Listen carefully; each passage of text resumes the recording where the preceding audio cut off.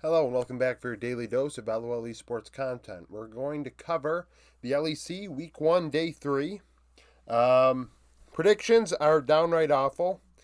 It's actually not 6 and 10, it's 6 and 9. I don't know why I tried to make it look even worse than it is. Um, I don't think I've had a run this bad ever to start one of these seasons. So 6 and 10, 1 and 4 today. The only one I got right was the last one, which I would consider to be the most important one because both teams are 2 0, and it also makes me feel better because that was the only one I got right. Now, we'll start BDS Vitality. BDS win this one.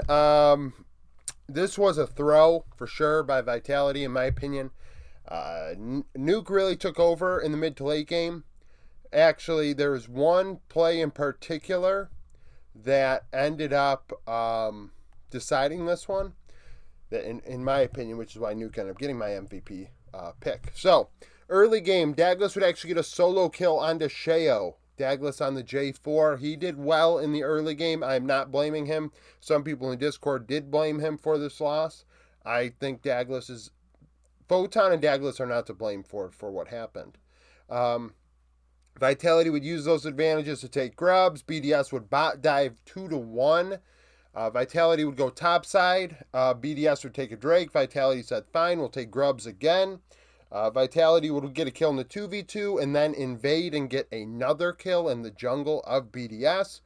Vitality would go mid. They would take another Drake. So clearly Vitality are in control of this early game. However, as the early game and laning phase was coming to a close, BDS would win a key fight in the bot side river 3-1. And then take Rift Herald, getting a double kill, both kills by Lebrav, but regardless, 2 kills. And Lebrav actually would out DPM Ice in this one, although I have Ice on here because his KDA was real nice. Lebrav on the Karma, Jin Karma, was actually more impactful in DPM. Now, when laning phase ended, BDS, due to these last 2 plays, had a 1.5k gold lead at 18 minutes and 30 seconds. In terms of diffies, Photon was ahead 14 CS, Rumble into Scion, which makes sense. Honestly, you'd expect it to be more. Photon dealt a ton of damage, as we're going to go over, and when I stop explaining the game. So there's a diffy there, but Nuke was ahead 12 CS over Vethio. Now Vethio on the Orianna, Nuke on the Zir. They would go to the bot side to try and split push. Just go in the side lane together 1v1. And Nuke actually harassed Vethio to the point where there was a fight down in bot lane and BDS would come out ahead. And that led to advantages and turned the game around. Because Vitality won the early game 8-4 in terms of proactivity. They were making things happen. But Nuke changed things. BDS are able to continue taking Drake, stacking objectives, and then find a way to win. They have the better composition in the end when push comes to shove. They had the better composition because Vitality really didn't have a lot of AD on their team. So it just it's frustrating because Carzzy had some moments it was like, okay, this is good, like the 2v2 for Vitality. That's nice, right? But it wasn't enough. Nowhere close. Vitality have issues right now, for sure. Photon is stuck.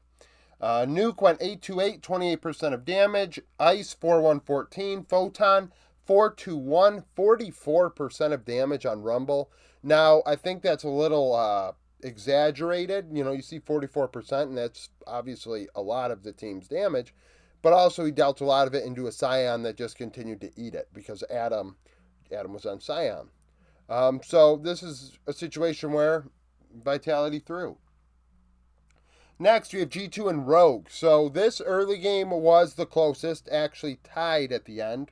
Rogue find a way to win. So it started off once again, which seems to be the theme of the first weekend. Let's get Larson behind, let's harass him. So G2 would go mid twice. Rogue would respond by going mid. G2 say, fine, we'll take grubs in response to that. Rogue would take a Drake. G2 would go mid for a third time to harass Larson. Afterwards, G2 would take Grubs. Rogue would end up diving bot lane. That would go 2 for 2. G2 would go mid for what would be a fourth time. Rogue could get a 2v2 kill and then another kill after that. And then lastly, G2 would go topside, get a kill as Rogue took another Drake. So the early game, the first 14 minutes and 15 seconds, you see that Rogue are stacking Drakes. And actually they would get to Soul Point, and G2 had to kind of hand it over. G2 objective control on the bot side of the Rift is not very strong right now, to say the very least. Against KC was the same damn thing. So early game, G2 were more proactive, 7-5. Yike on the Trundle, very active. But in the end, they're tied in gold. And actually, Yike was ahead 24 CS over Marcoon, which I think is kind of crazy on Trundle. But Larson, somehow, some ways, ahead 19 CS. Despite having all this pressure from G2. It's at that point, you have given up so much time to try and get a player behind. And in the end, Caps does not have anything really to show for it. There is no lead for your team. It was a disaster. Now, G2 slowly were getting choked out in this one, and some weird shit started happening where G2... there was a fight in the bot side, and Zoliz is my MVP. He deserves a lot of credit. There's a skirmish in the bot side of the Rift, and he actually saved it in this early game. And then throughout the mid to late game, I thought he was strong. Zoliz and Alvaro both have looked very good as rookies in the LEC. From ERLs, they have fit right in and not looked out of place, which is very nice to see. Especially when you see a player like Trimby on the sidelines, you say to yourself, why are we bringing people up when Trimby is available? And both of these players have stood their ground. Now, he, alongside Comp, really did some great things. Hell, Comp ends up coming away 11-08, 36% of damage, right? So clearly, the support helped the team big time because he kept Comp alive. He was able to make that trade happen. And, hell, Comp ended up carrying the mid to late game, right? So, G2 did some weird things. So, there was an exchange where Rogue are taking I thought they were taking Drake, I think. Or were they taking Baron? I think they were taking Baron, right? So, we've got a situation mid lane where there's a dance, and G2 on blue side have ended up on the red side of the Rift. So, they're stuck between essentially the Rogue Nexus and Rogue. So they backed themselves into a corner, so they just started taking turrets in an inhibitor. And that fight would then be lost. Rogue would end up taking the Baron. Later, G2 would take Baron as Rogue take Elder. And it just they just slowly choked them out, like a classic 3-inhib choke. That did take a little, it wasn't short. It wasn't the cleanest thing. Rogue have not been clean at all this year to start the season. But at the same time, G2, it was not a good day out of G2. It was one of those G2 games, to say the very least. I think I said in the Discord, this is one of those G2 games, isn't it? Draven was up. They didn't take it. And one has to wonder if that was an issue. Sometimes you do have to draft meta, though, so there is that. So Comp 11-08, 36% of damage on a Varus, I think. Larson 4-1-12 on Azir. Somehow goes 4-1-12 with all of this crap up around him. Deserves a lot of credit for being able to have some power in the mid to late game and stay alive. And we'll talk about another player later on that did something similar. Hansama 3-2-1, 32% of damage for G2, leading the way. GiantX and Heretics. So this one was pretty lopsided, to say it plainly. Heretics got after Giants. It was ugly. So Heretics actually got a 2v2 kill off the rip. And then GiantX would go mid. Heretics would respond by going mid. They would take Grubs. They would take a Drake. They would go mid. GiantX respond by going mid pretty much right after offset that. Heretics would win a fight Heretics would take 2 of 3 grubs and get a kill. They would then take a Drake. They would go top and then get a Rift Herald. So at 15 minutes, you'll say, wow, you kind of just were really nonchalant about that. Yeah, Heretics outplayed them 9-2 in terms of proactivity. And at 15 minutes, they were ahead 4.4k gold. That's a lot of gold. And the CS diffy. So Wonder was ahead 30 CS over Odo, and Perks was ahead 33 CS over Jackies. So we're talking again, like I just said about G2 and Rogue and how G2 went mid all these times, and really you got nothing out of it. Larson is ahead of Caps and CS, and maybe Gold was close, but the fact is you spent all that time there and you have nothing to show for it, where Heretics have gapped GiantX at this point, and they just crushed them. And Kaiser has a lot to do with it. He's MVP. The early game, he was all over the place. I think he went top and mid in roams. Went deathless. He went 0-0-14 on the Bard. And hell, Bard is a roaming champ. But yesterday he played Bard and wasn't as good as today's. But they find a way. They finished the weekend 2-1, which based on their play was a shock. Even you could see after this whole entire day when Niski was talking about it, he was surprised Heretics were 2-1 as well. And GiantX just, there was a couple fights, but just like, okay, they're like trying to, it was like they're trying to run at somebody that had their hand out, like stiff arming them, and they're trying to flail their arms like to get at them. It was GiantX really had nothing for them. So Flak at 319, 29% of damage, Kaiser 0-0-14, so the bot lane 3-1 and 23. Jackie's 1-4-3, 32% of damage in the loss, Kaiser MVP. Now, KC and Mad. Mad win. Another game, like I just said with G2 Rogue, where you go and you try and get a lead, and they succeeded in getting that lead. Third game, every game this weekend, KC had a lead at 15 minutes and threw it away. And this lead was the biggest one they had. So, early game, KC would actually get a kill in a 3v3. Mad would go bot lane. Myron would get a solo, and I thought, honestly, in the early game, he was the MVP. I thought he was a super big difference maker in how KC actually threw this game. He had great thinking to the play. On his Akali, he got after upset in one of the key team fights. It really turned the game. He was way ahead of Cabo. He gapped Cabo, frankly. 24 CS at 15 minutes. That was pretty lopsided, to say the very least. And that's all that Mad actually had for a lead at 15 minutes in CS. So Mad would then get a pick. KC go bot. Mad would go get grubs. They would take a Drake, get some more grubs. So this mid-game, this mid-laning phase, if you will, this probably 8 to 15 minute window, Mad are getting objectives. Now they're not getting gold, but they've got these grubs. They're going to be able to take turrets in the end here. And the second time they get grubs, KC go bot again. And then they would do it again. So the Bo clearly getting after Suppa, and putting him in a hole.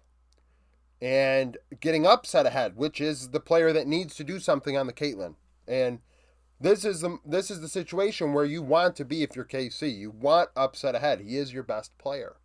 But KC would outplay a bot dive. Mad Lions KC would outplay a top dive. Mad would outplay a bot dive pretty much simultaneously, one play after the other. And laning phase would end at 15 minutes with KC ahead 2.2k gold. Now, Myron had that lead by 24 CS in Akali versus Jax, I believe. Why is Cabo on Jax? I do not know. And then KC are actually ahead in jungle 21 CS, 14 in mid, and 20 in bot lane. They are in the driver's seat. But you notice on this board, I have Seiken dealing the most damage at 25%. So what does that mean? That means all this time KC spent going bot side, Bo, getting after Suppa. And you see Suppa had 46% of the team's damage. Right? So you go bot side, you get this 80 carry behind, but upset just isn't Upset's a very good player, but he's not. He doesn't have that. He doesn't have that aggressiveness that you really want. The efficiency is not there, really. And I am curious if I actually look back at his career and relative to other players, how his DPM versus GPM efficiency is. Because it didn't look very good today, to say the least. And consistently as a KDA player. And in the end, in this one, I think his KDA was like 3-1-2 or something in the loss. And he didn't deal a lot of damage. Bo spent so much time on the Xin Zhao getting after the Aphelios. But it wasn't enough. It simply was not enough. And Supa ends up with a pentakill at the end of this damn game on Aphelios, and he deserves a lot of credit. Like I said earlier about Larson in the road game. If you're going to go after somebody, you need to put them in a hole and not let them get back out of that hole and then carry the damn game. Like, in team fights, he was a menace. Supa was the MVP of this game outright. Now, I did say in the Discord that I thought the Akali, and I said even in this video, the Akali top laner, Myron on Akali, was really good in the early game and set up the turn of this game. But then he just started going in and dying and making rookie mistakes.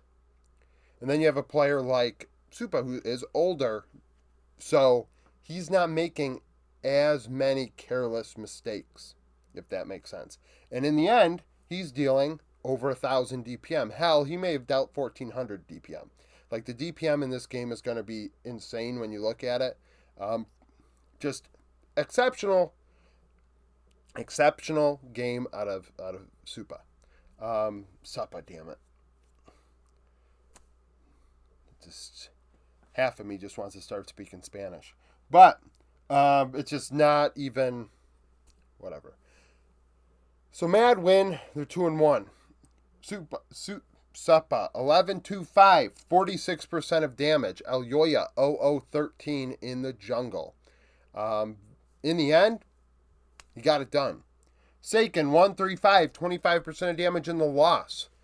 This one is on upset for me. And some people said, oh, upset's stuck. He's elo held on this team. You got to deal damage, man. If everything's falling around you, you can't just go run to the Nexus. You got to go out 0-8-3. I don't care. If the game is lost, you can't just hide in the Nexus and have best KDA or whatever. Team's 0-3. That attitude ain't going to cut it.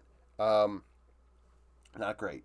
Now, Fnatic and SK, the game of the day for me, in terms of just my predictions, because it's the only one I got right. So, SK win. Early game, let's see. Yes, I did. Okay. SK very one-sided in the early game. So, they go top side. Fnatic would get a 2v2 kill. So, Noah June getting after it. SK would then go top side, win a fight 2-1. They would then take a Drake after that. Fnatic would go bot side. SK say, fine, we're going to take Grubs to offset that. Then SK would dive bot 1 for run. Irrelevant gets a solo kill. He ends up being my MVP anyways on the Jax. Really gapped Oscarinin in this one in the early game and then really took over afterwards. SK get a Drake, get a kill. In the process, they would take Grubs again. They would take Rift Herald, and at 14 minutes and 15 seconds, SK had 2k gold. They have all these objectives. Fnatic got a 2v2 kill and tried to get Noah and June ahead. That's literally it. 9-2 in terms of proactivity. Irrelevance up 18 CS on Oscar. Oscar on the Renekton. Renekton is still a pick that just sucks in literally majority of situations you look at it. It's just not a good champion. Now, 18 CS advantage, that's big. It's offset by a 24 CS advantage for Razork. But Razork is on, I believe, a Sejuani in this one, if I recall. So that CS might as well be pissed down the drain. Bot side, Fnatic are ahead 17 CS over Exokick and DOS. But Exokick finds a way to get some gold, passive stacks on the Draven, and ends up impacting the game, leading the way in damage, dying one time. They take over. I mean, team fights, SK just winning the team fights, to be honest with you. It just when you have all this gold on Razork, it's not really working. And Noah is not a DPM dealer. At least last year he wasn't. And you just didn't get the job done. It was just really one-sided. I can't even really get into it. Execute 515, 29% of damage. Irrelevant 509. Like I said, solo killed Oscar Rinnan. Humanoid 042, 28% of damage on Azir. So after week 1, we have SK30. And well, look at Winter last year. SK did great. This is great for, last year I felt for it. I'm not going to this time. I'm not going to do it this time. I hope Exekick does well. He's a great player. I think he has a super great future ahead of him. But let's see the rest of the year. So thank you for watching. If you liked the video, like it. Subscribe to the channel for daily League of Legends content. Follow me on Twitter. Join the Discord. Become a YouTube supporter. And hope to see you again tomorrow.